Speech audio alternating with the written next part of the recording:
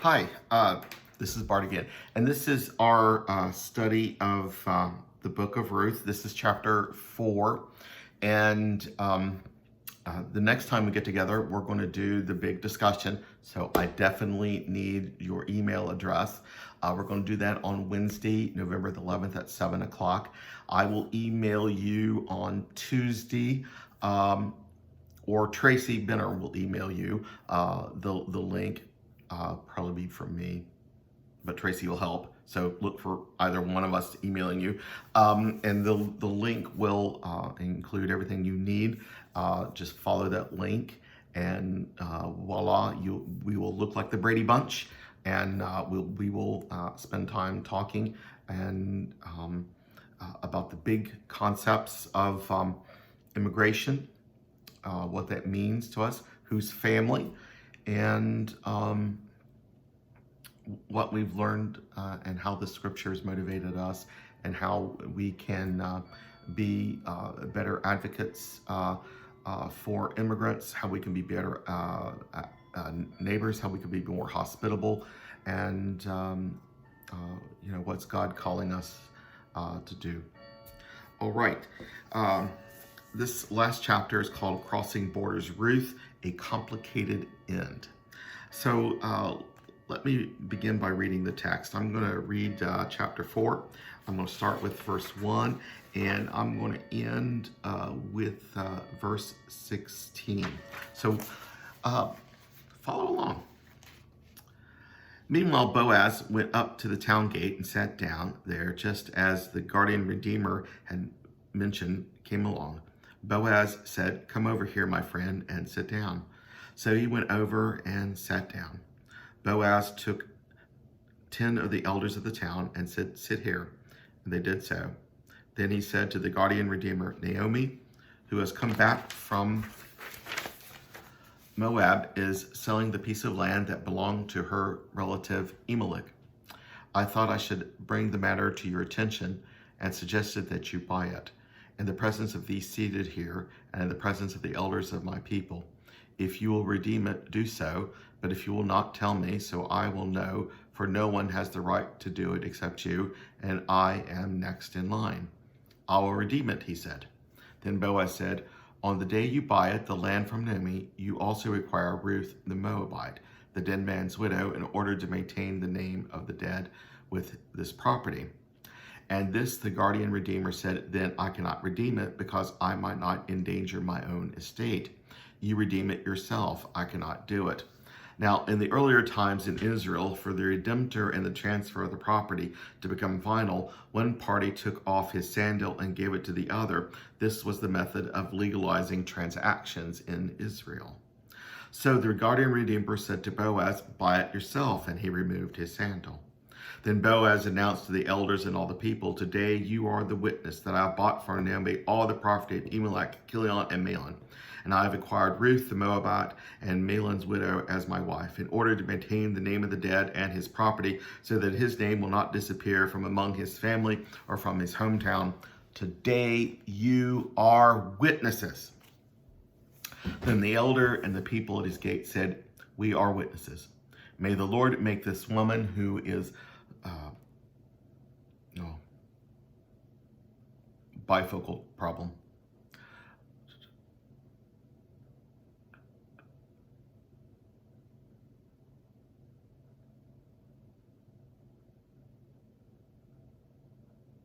Then the elders and all the people at the gate said, "We are witnesses. May the Lord make the woman who's coming into your home like Rachel and Leah, who together built up the family of Israel. May you have standing in Ephraim, the famous in Bethlehem. Through the offspring of the Lord give you by this young woman, may your family be like that of Perez, whom Tamar bore Judah." So Boaz took Ruth. She became his wife. When he made love to her, the Lord enabled her to conceive, and she gave birth to a son. The woman said to Naomi, "Praised be the Lord, who from this day hath not left you without a guardian redeemer. May he become famous throughout Israel. He will renew your life and sustain you in your old age. For your daughter-in-law, who loves you, who is better to you than 7 sons, has given him birth." Then Naomi took the child in her arms and cared for him. The woman living there said, Naomi has a son, and they named him Obed. He was the father of Jesse, the father of David. This then is the family line of Perez. Perez, the father of Hezron. Hezron, the father of Ram. Ram, the father of Amminadab. Amminadab, the father of Nashon. Nashon, the father of Salmon. Salmon, the father of Boaz. Boaz, the father of Obed. Obed, the father of Jesse. Jesse, the father of David. And here ends our reading. And if you keep that lineage going, it goes all the way to Jesus. All right. Well, as we see this story wrap up, Ruth kind of becomes a little silent in this, and she becomes more of a background actor in this as the story ends. But what's happening is Boaz becomes the main character, and it's patriarchal, meaning that and the society was patriarchal. So we can't get around that. we can't impose our wishes upon the story or try to make it what it isn't. But we have our own values and our society values. So what's happening is Boaz is using religion and law to claim and legitimize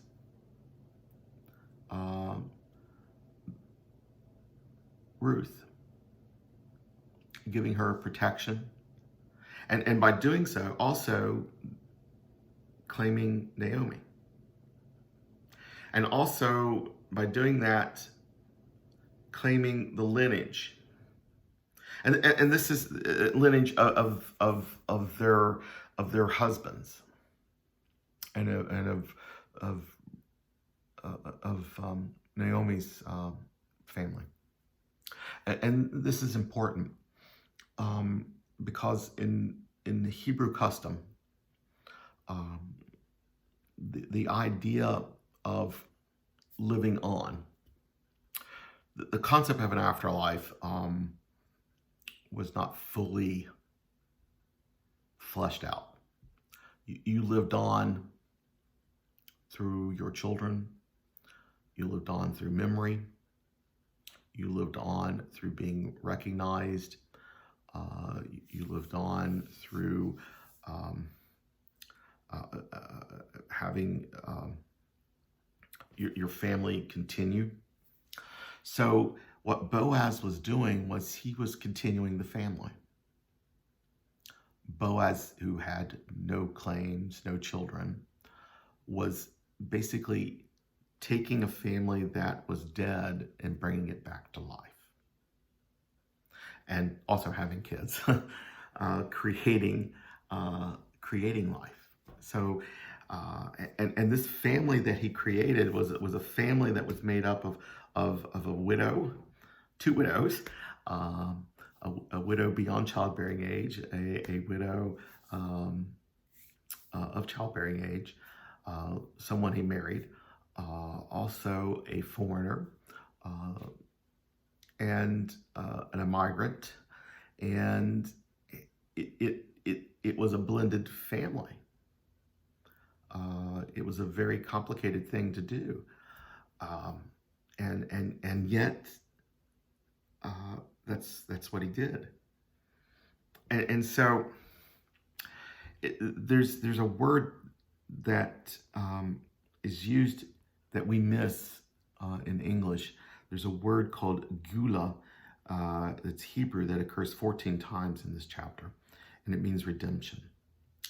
And it's paralleled with what happens in chapter 1, which is teshuvah, which is repentance or return. So if you remember in chapter 1, Naomi and Ruth are returning and repenting to Israel. And then in this chapter, there is redemption, claiming. And so, it's like the story has a positive ending. It has a wonderful ending in that there's hope. The family is made whole. The family continues all the way down to King David. And we know the story continues all the way down to Jesus. And the story continues all the way down to Jesus, down to us. And so, Ruth is our ancestor. So, we're in this lineage. I'm fascinated by the legalities and the legal claim. And part of that is, I guess I'm a frustrated historian and a frustrated attorney. But I'm also struck by the notion of the idea that family is not just biology. I really like that. That family is not just biology.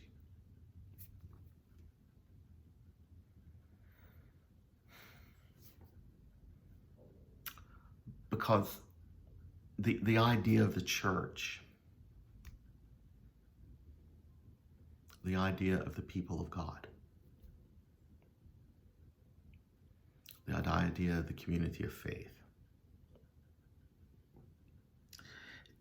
it's the we talk about church family. It's made up of people who sometimes the relationships are so much stronger and greater than biology, than blood, that it's true that the good news of God's love and the inclusiveness of God is greater than biology, and that God has adopted all of us and made us family. So, so the implications of this story for us as God's people and as the people who live in our nation in this day and time are tremendous. What does that mean for us as we look inside our country? I mean, honestly, we are a nation of immigrants. My people have been here a long time, but we're not from here. Many of us have done those genetic tests, and they tell us that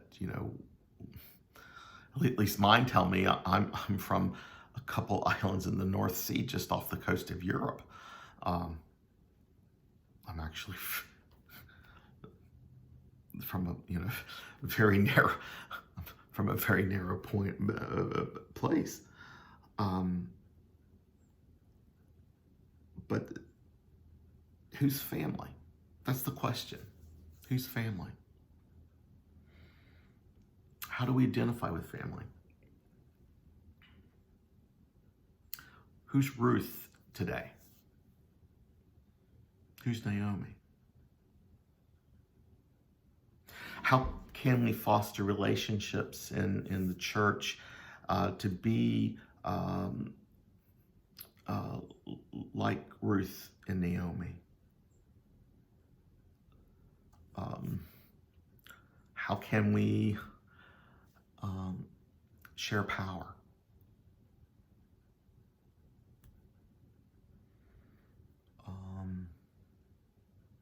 How can we not be so grounded in patriarchy? That's maybe stretching it a little bit, but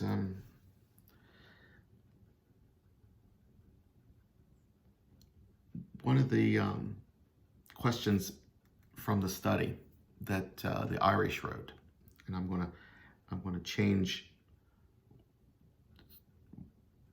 the location because they're talking about Ireland. I'm going to change it to the United States. But I'm going to read this to you.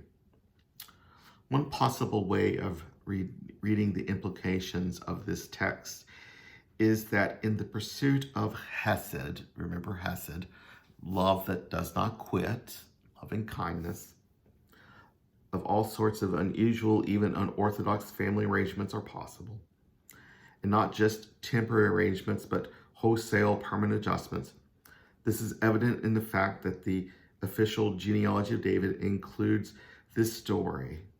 What are the implications for discussions on or in our nation, in the United States? How can we include Hesed?